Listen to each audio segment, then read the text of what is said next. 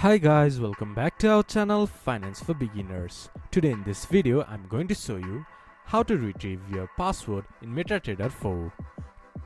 You cannot directly retrieve your password from MetaTrader 4 application, so just you have to contact your broker.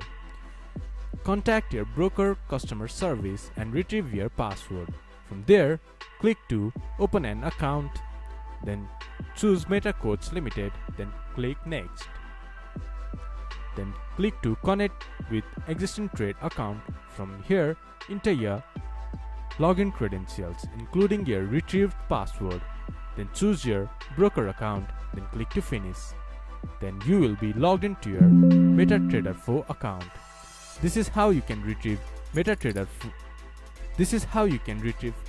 in MetaTrader 4. This much for today's video. If you guys find our video helpful, please leave a like and comment. And do not forget to subscribe our channel and hit the bell icon. I'll see you guys again in our next video. Thank you for watching.